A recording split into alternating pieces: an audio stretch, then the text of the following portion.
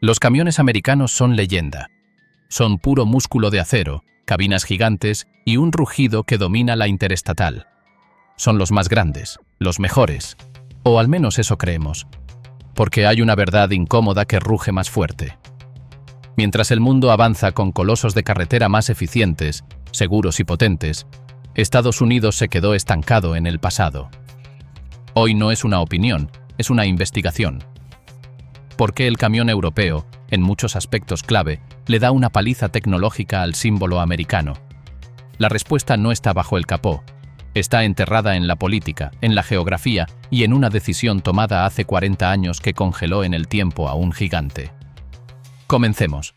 Cuando América decidió dejar de crecer, la historia del camión americano no siempre fue una de estancamiento.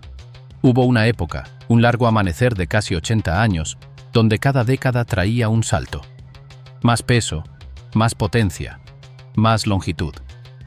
Era una carrera ascendente impulsada por una lógica simple y poderosa.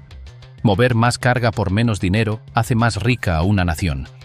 Los ferrocarriles se alargaban, los barcos crecían hasta lo monstruoso, y los camiones, esos nuevos reyes de la carretera, seguían el mismo camino imparable. Hasta que, de pronto, se detuvieron. No por falta de ingenio, ni por límites de la metalurgia. Se detuvieron por una ley. Un número mágico grabado en los libros federales: 80.000 libras. Ese dígito se convirtió en un muro invisible que frenó en seco la evolución física del transporte por carretera en Estados Unidos.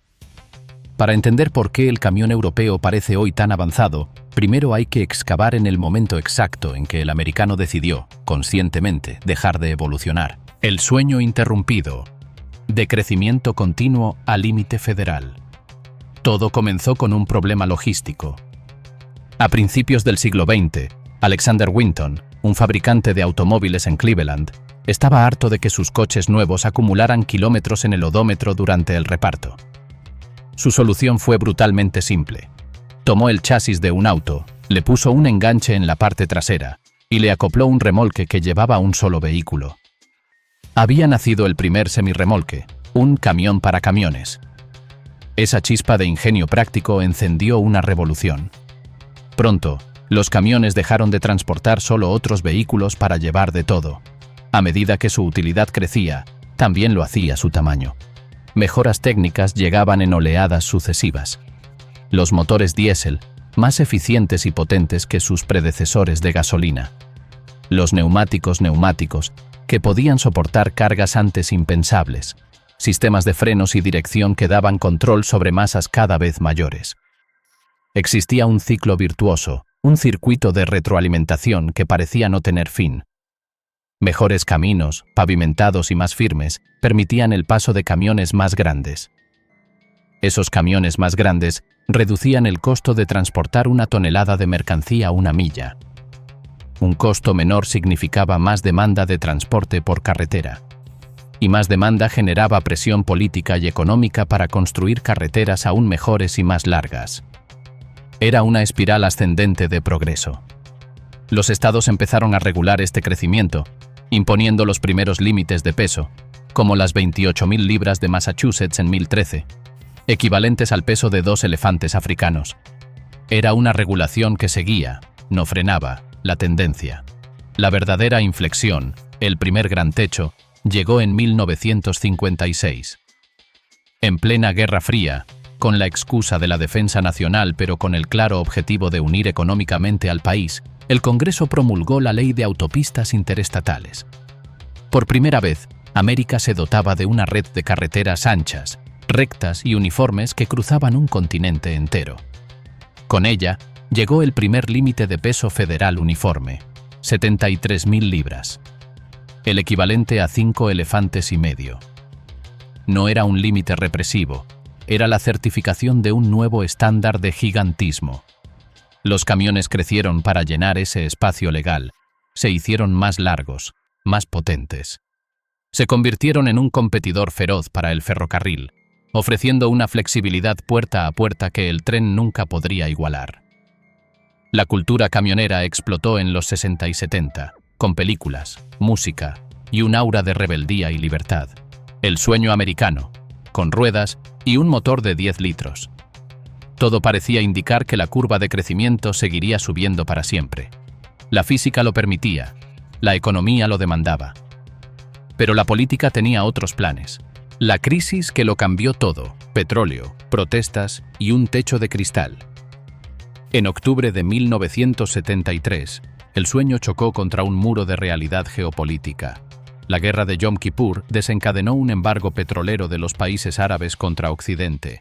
El primer shock del petróleo golpeó a Estados Unidos como un martillo. Los precios de la gasolina se dispararon. El combustible fue racionado. El presidente Nixon, en un intento desesperado por ahorrar, impuso un límite de velocidad nacional de 55 millas por hora. Para la industria del transporte, fue una tormenta perfecta.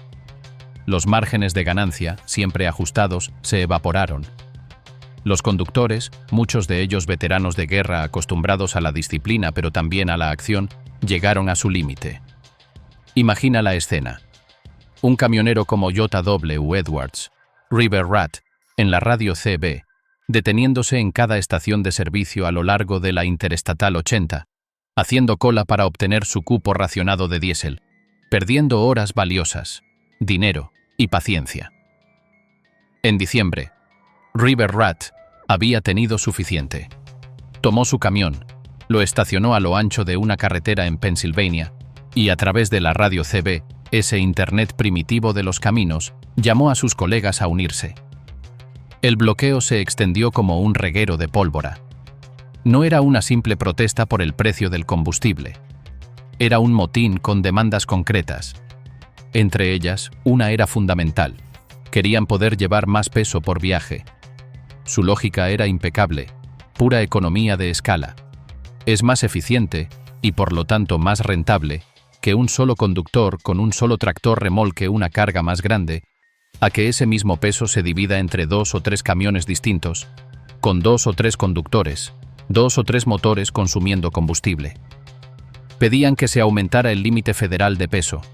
También exigían uniformidad, acabar con el mosaico de leyes diferentes en cada estado que convertía planificar una ruta nacional en una pesadilla logística. La presión funcionó, pero con un giro crucial. En 1982, el gobierno federal cedió, pero solo a medias.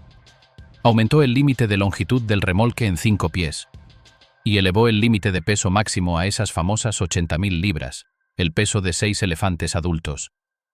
Parecía una victoria, pero era una victoria envenenada, porque ese nuevo límite no venía con una cláusula de revisión futura, ni con la promesa de estudios para aumentos progresivos. Se estableció como un muro definitivo. Un hasta aquí. La protesta ganó un aumento único, pero perdió la guerra del crecimiento continuo. El techo de cristal se volvió de acero. La consecuencia inesperada. Cabinas gigantes, carga estancada. La ley de 1982 tenía una peculiaridad técnica que cambiaría para siempre el rostro del camión americano. Al establecer los nuevos límites de longitud, la norma excluyó explícitamente la cabina del tractor de la medición total. Solo se mediría el remolque. Esta cláusula, aparentemente menor, fue un terremoto de diseño. De la noche a la mañana, los fabricantes se dieron cuenta de que podían alargar la cabina tanto como la física y el mercado lo permitieran, sin robar ni un centímetro al precioso espacio de carga del remolque. El efecto fue inmediato y espectacular.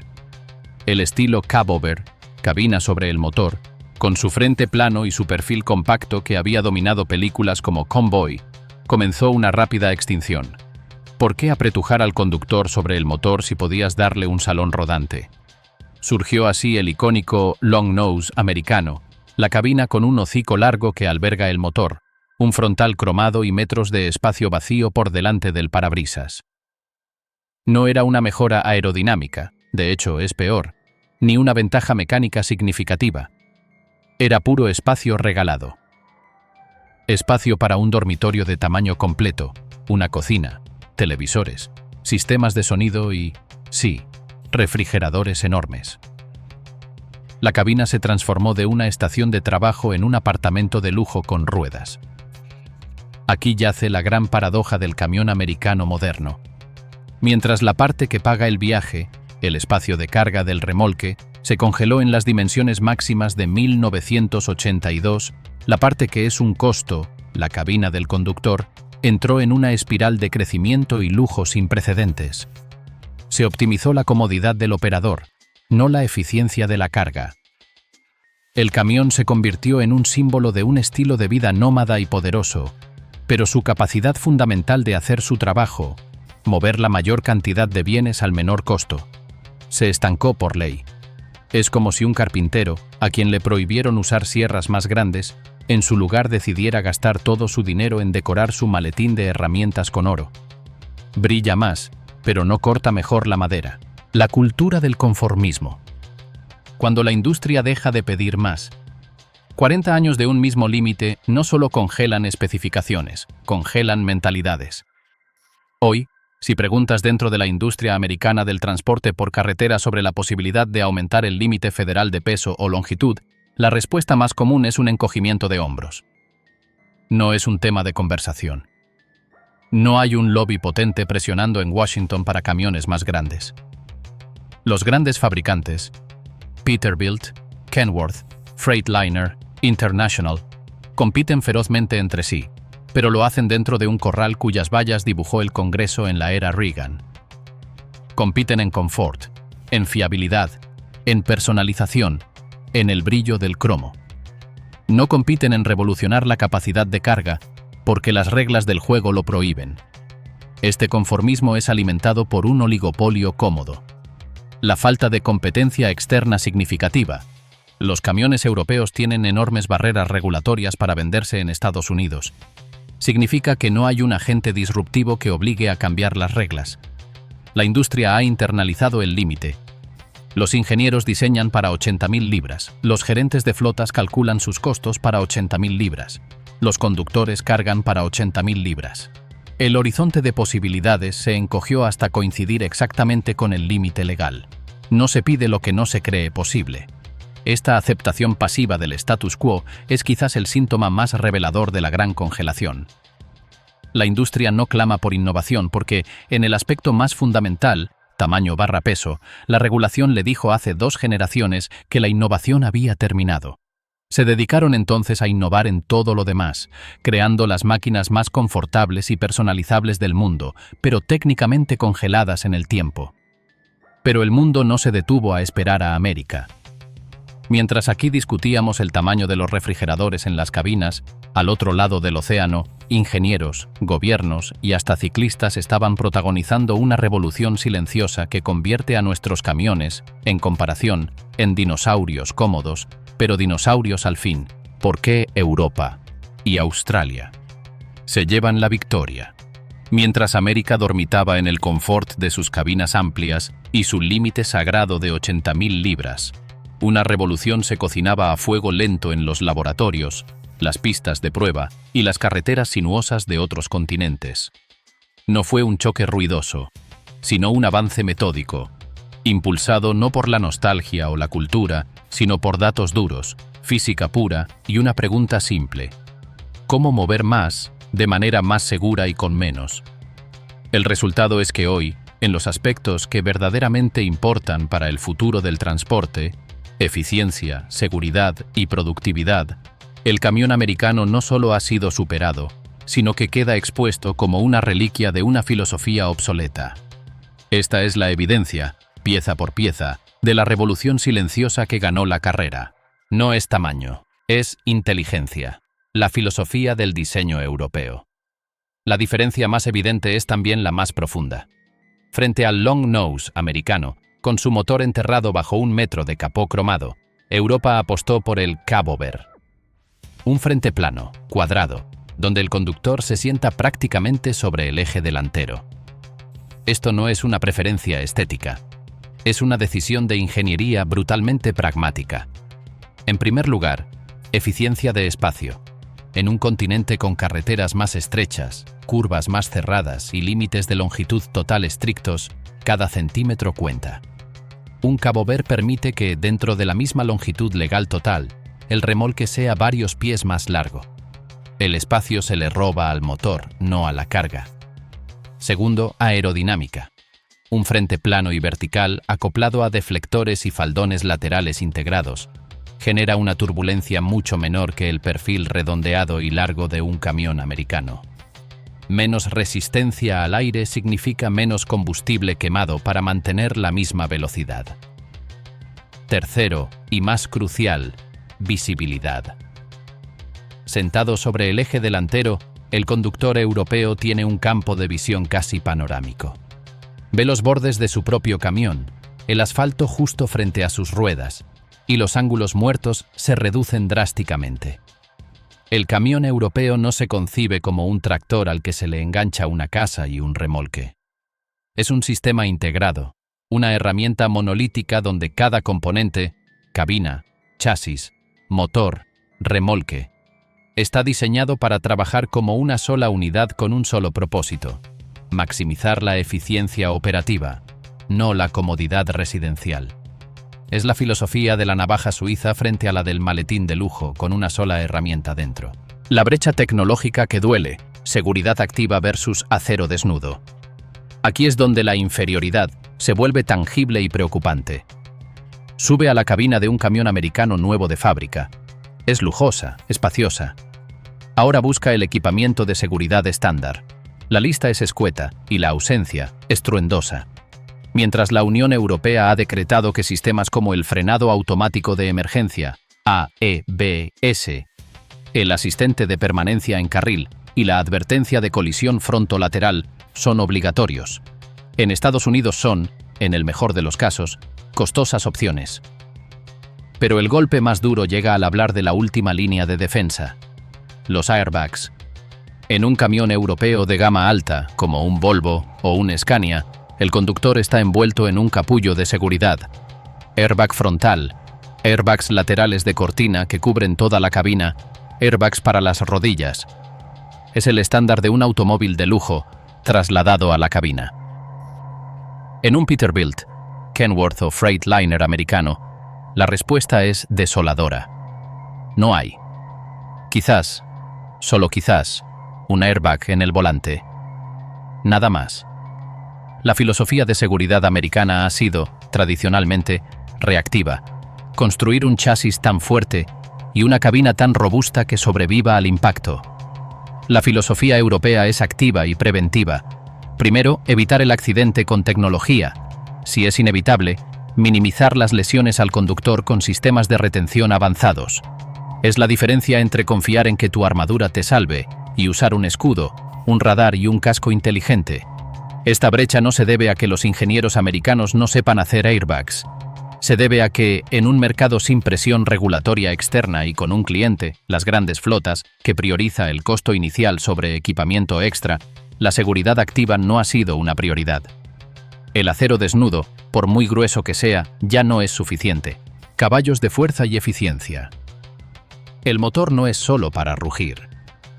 Existe una paradoja que desconcierta al observador casual. Un Peterbilt 579 con su enorme capó puede albergar un motor de hasta 605 caballos de fuerza. Un Scania S730, con su frente plano y compacto, ofrece un motor V8 que entrega 770 caballos. ¿Cómo es posible que un paquete más pequeño empaque más potencia? Y más importante, ¿para qué la necesita si en Europa los límites de peso son, en teoría, similares o mayores? La respuesta desmonta otro mito. Esa potencia extra no es para ir más rápido en recta, es para mantener la eficiencia bajo estrés extremo. Las carreteras europeas no son solo autopistas llanas, son los puertos de montaña de los Alpes, las subidas interminables de los Pirineos, las carreteras secundarias con pendientes severas. Cuando permites camiones de 160.000 libras, como en Finlandia o Suecia, necesitas un motor que pueda mover ese peso colina arriba sin estrangularse, sin bajar a 2 km por hora obstruyendo todo el tráfico y sin consumir combustible a litros por segundo.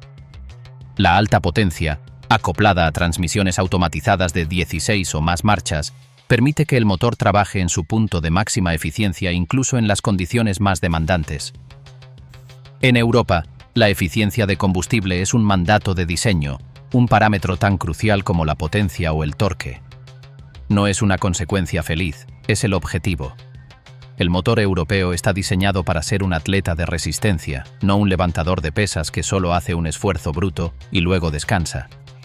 Por eso, bajo ese capó plano y aparentemente modesto, late una planta motriz que no solo es más potente, sino que está optimizada para convertir cada gota de diésel en toneladas movidas por kilómetro, no en decibelios de rugido. El verdadero gigante. Australia y los road trains que hacen ver pequeño a todo. Si la eficiencia europea parece impresionante, la escala australiana es directamente sobrecogedora. Pone todo en perspectiva. En el Outback, donde las distancias se miden en días y los pueblos son puntos perdidos en un mapa marrón, surgió una solución extrema para una geografía extrema: el road train. Olvídate de los límites.